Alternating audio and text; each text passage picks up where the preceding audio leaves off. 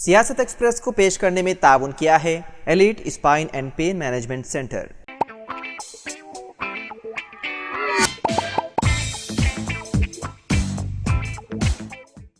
आदाब नाज़रीन, सियासत एक्सप्रेस में आपका इस्तक़बाल है। मैं हूं मोहम्मद शौकत। आइए नाज़रीन, दिन भर की खबरों पर मुश्तमिल हमारे इस खास बुलेटिन पर डालते हैं एक सरसरी नज़र।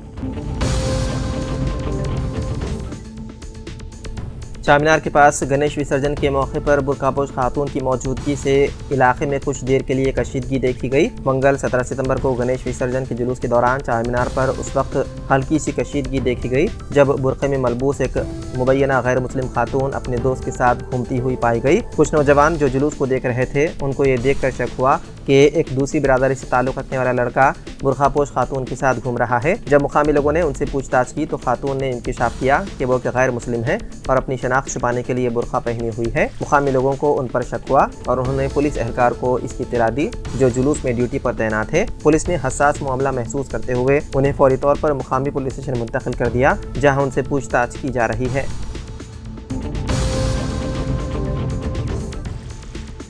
तेलंगाना प्रदेश कांग्रेस कमेटी के सदर बी महेश कुमार गौड़ ने कहा कि बीजेपी और कांग्रेस के बुजुर्ग रहनुमा आंजिहानी सरदार वल्लभ भाई पटेल के दरमियान कोई रिश्ता नहीं है, जिन्होंने साबिका हैदराबाद रियासत को हिंदुस्तान में जम करने के लिए ऑपरेशन पोलो का हुक्म दिया था। मंगल को मुनक़िदा प्रजा पालना दिनोत्सव के मौके पर कौमी परचम लहराने के बाद गांधी भवन में एक इज्तिमा से खिताब करते हुए महेश कुमार गौड़ ने कहा कि जब 17 सितंबर 1948 को हैदराबाद का इंजमाम हुआ था तब भी बीजेपी का कोई वजूद नहीं था। उन्होंने कहा कि हिंदुस्तान के पहले वज़ीर आज़म पंडित जवाहरलाल नेहरू थे, जिन्होंने अपने करीबी साथी और उस वक्त के मरकज़ी वज़ीर दाखिला सरदार वल्लभ भाई पटेल के साथ अपनी ख्वाहिश का इजहार किया था कि वो मुल्क के तमाम संस्थानों को इंडियन यूनियन में जम करना चाहते हैं।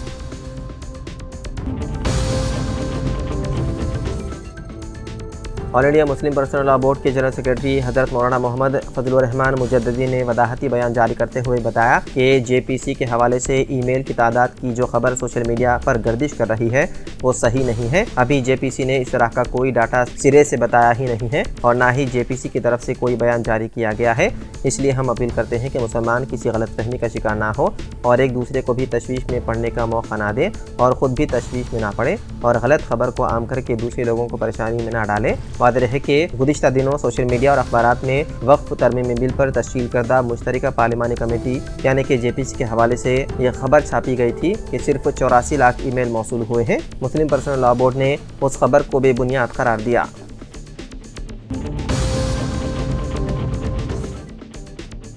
मथुरा के शाही ईदगाह श्री कृष्ण जन्मभूमि मामले में मंगल को मुस्लिम फरीक को अदालत उज़्मा से राहत नहीं मिली। सुप्रीम कोर्ट ने केस की सुनवाई के दौरान इलाहाबाद हाई कोर्ट की समाअत पर रोक लगाने से इनकार कर दिया। दरअसल श्री कृष्ण जन्मभूमि और शाही ईदगाह तनाज़े मामले में इलाहाबाद हाई कोर्ट के फैसले के बाद मस्जिद कमेटी ने सुप्रीम कोर्ट का दरवाजा खटखटाते हुए एक अर्जी दाखिल की थी। उस अर्जी में हाई कोर्ट के फैसले को चैलेंज किया गया था। 9 अगस्त को इलाहाबाद हाई कोर्ट ने हिंदू फरीक के दावों को समाअत के काबिल तस्लीम किया था, जिसके बाद मुस्लिम फरीक 1600 सफ़हात की अर्जी लेकर सुप्रीम कोर्ट पहुंचा था। इस मामले में सुप्रीम कोर्ट ने आज बड़ा फैसला करते हुए इलाहाबाद हाई कोर्ट में समाअत जारी रहने की राहें हमवार कर दी। और तलब है कि हाई कोर्ट ने शाही ईदगाह मस्जिद की ज़मीन के मालिकाना हक़ को लेकर हिंदू फरीक की तरफ से दाखिल सभी 15 सिविल मामलों को समाअत के काबिल मानते हुए मुस्लिम फरीक की तरफ से दाखिल 5 एतराज़ात को खारिज कर दिया था। सुप्रीम कोर्ट ने मस्जिद कमेटी की अर्जी पर समाअत करते हुए नोटिस जारी कर जवाब मांगा। इस मामले में अब अगली समाअत 4 नवंबर को होगी। सुप्रीम कोर्ट की इजाज़त के बगैर किसी भी खानगी प्रॉपर्टी पर नहीं चलेगा बुलडोजर। 1 अक्टूबर तक लगी रोक। बुलडोजर कार्रवाई पर सुप्रीम कोर्ट ने सुनाया बड़ा फैसला। सुप्रीम कोर्ट ने बुलडोजर कार्रवाई पर रियासतों को अहम हिदायत जारी की है। मीडिया रिपोर्ट्स के मुताबिक सुप्रीम कोर्ट ने हिदायत दी है कि आइंदा समाअत की तारीख 1 अक्टूबर तक अदालत की इजाज़त के बगैर हिंदुस्तान भर में कहीं भी कोई जायदाद नहीं मुनहदिम किया जा सकता। ताहम सुप्रीम कोर्ट ने वाज़ेह किया है कि इस हुक्म का इतलाक़ अवामी सड़कों, फुटपाथ वगैरह पर किसी भी गैर मजाज तामीर पर नहीं होगा। वाज़ेह रहे कि बीजेपी ज़ेर इक़्तिदार रियासतों में बुलडोजर कार्रवाई के नाम पर अक़लियतों को निशाना बनाया जा रहा था।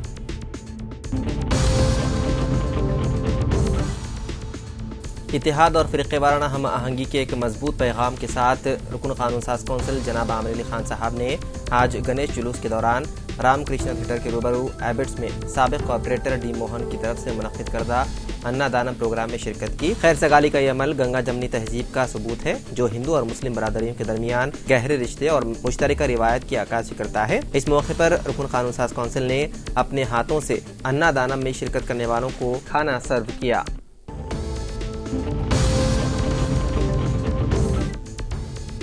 IIIT हैदराबाद ने तिब्बी माहिरीन के लिए AI में ऑनलाइन कोर्स का आगाज़ किया।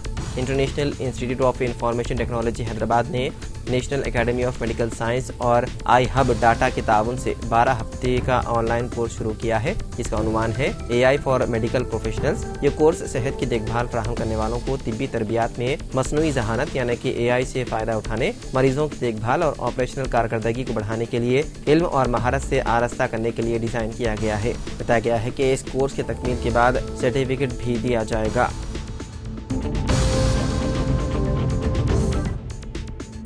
वज़ीर दाखिला अमित शाह का बड़ा ऐलान। PM मोदी इसी दौर हुकूमत में 1 नेशन 1 इलेक्शन करेंगे नाफिज। मोदी हुकूमत की तीसरी मियाद के 100 दिन मुकम्मल होने पर मरकजी वज़ीर दाखिला अमित शाह और अश्विनी वैष्णव ने प्रेस कॉन्फ्रेंस की और हुकूमत की कामयाबियों का जिक्र किया। प्रेस कॉन्फ्रेंस में वज़ीर दाखिला ने बड़ा ऐलान करते हुए कहा कि PM मोदी इस दौर हुकूमत में 1 नेशन 1 इलेक्शन को नाफिज करेंगे। वादे रहे कि BJP ने अपने मंशूर में इसका वादा किया था।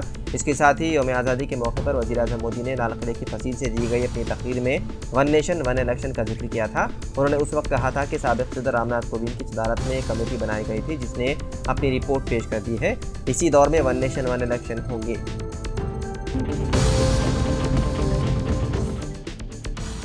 17 सितंबर बरोद मंगल 10 रोज़ा गणेश चतुर्थी त्यौहार के अख्ताम के मौके पर 70 फीट लंबे खैरताबाद गणेश मूर्ति का हुसैन सागर झील में विसर्जन अमल में आया। सप्तमुखा महागणपति शोभा यात्रा में मूर्ति दोपहर तकरीबन 1:30 बजे टैंकबंड पर पहुंची। सुबह की पूजा के बाद तकरीबन 6:30 बजे खैरताबाद गणेश मूर्ति ने अपनी शोभा यात्रा का आगाज किया और यह जुलूस सेंसेशन थिएटर, टेलीफोन भवन, तेलुगु तल्ली फ्लाईओवर और सेक्रेटेरिएट से होते हुए गुजरा और इस मूर्ति को क्रेन का इस्तेमाल करते हुए विसर्जन किया गया।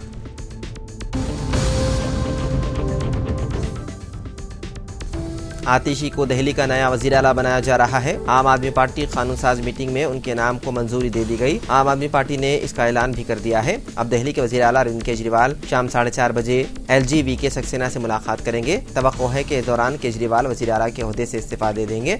इस्तीफे के साथ साथ कानून साज पार्टी के कायद के नाम का एक खत भी LG को पेश किया जाएगा। ख्याल रहे कि केजरीवाल ने ऐलान किया था कि वो 2 दिन बाद दिल्ली के वज़ीर आला के ओहदे से इस्तीफा देकर अवाम की अदालत में जाएंगे।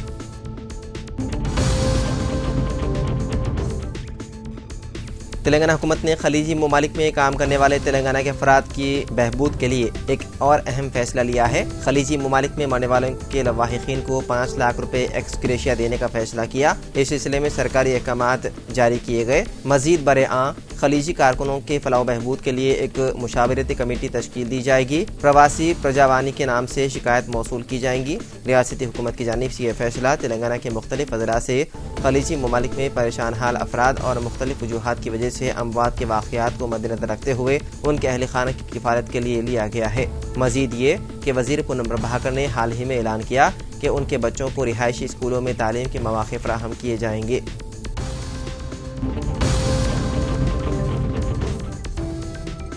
हैदराबाद में गणेश विसर्जन जुलूस पुलिस की सख्त हिफाजत और शहरी हुकाम के वसी इंतजामात के दरमियान जारी है। सालाना त्यौहार के पुरअमन इनेकाद के लिए 25,000 से ज़ायद पुलिस एहलकार तैनात किए गए हैं। शहर के वस्त में वाक़ हुसैन सागर झील और दर्जनों झीलों और मसनूई तालाबों में हज़ारों मूर्तियों का विसर्जन किया जाएगा। टैंकबंड की तरफ से हुसैन सागर में विसर्जन पर पाबंदी का ऐलान करने के बाद भाग्यनगर गणेश उत्सव समिति की तरफ से रियासती हुकूमत को अल्टीमेटम देने के बाद हुक्काम ने उसे हटा दिया। हुक्काम ने विसर्जन के लिए टैंकबंड के 3 किलोमीटर तवील हिस्से पर 12 किरणों का इंतजाम किया है।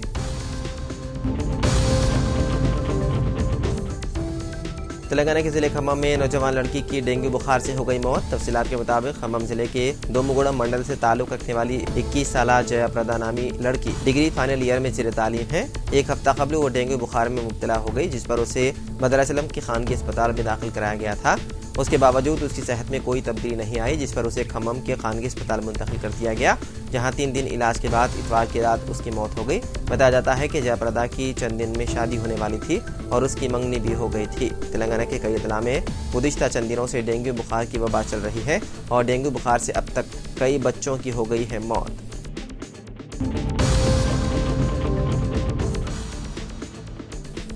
कर्नाटक के चिकमगलुरु में गणेश मूर्ति विसर्जन की तैयारियों के दौरान मोटरसाइकिल सवारों के ग्रुप की तरफ से फलस्तीनी परचम लहराने के बाद कशीदगी फैल गई। ज़रा ने बताया है कि यह वाक़या उस वक्त पेश आया जब इलाके में गणेश मूर्ति विसर्जन जुलूस की तैयारियां चल रही थी।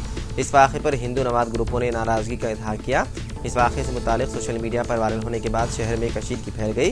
वीडियो में एक स्कूटर पर सवार 3 अफराद को देखा गया, जिनमें से एक ने फलस्तीनी झंडा पकड़ा हुआ था, जो दांताराम की झील के करीब हनुमंतप्पा सर्कल की तरफ जा रहे थे। इस वाक़े के सिलसिले में अभी तक कोई बासाब्ता FIR दर्ज नहीं की गई, लेकिन पुलिस ने 2 नौजवानों को पूछताछ के लिए हिरासत में ले लिया।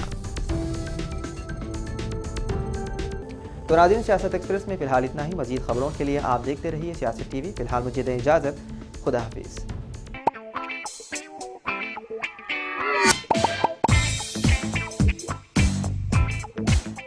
Elite spine and pain management centre बगैर ऑपरेशन और बिना पेन किलर अद्वियात के एडवांस्ड टेक्नोलॉजी के जरिए सिर्फ छोटे इंजेक्शन से कमर और घुटनों के दर्द का शर्तिया इलाज। डॉक्टर प्रकाश गुड़ीपुड़ी और doctor Mohan Irva interventional pain physician जैसे तजुर्बेकार डॉक्टर्स 25,000 से भी ज्यादा मरीजों का कामयाब व इत्मीनान बख्श इलाज। राबिता कीजिए elite spine and pain management centre, Manikunda और दिलसुख नगर, हैदराबाद।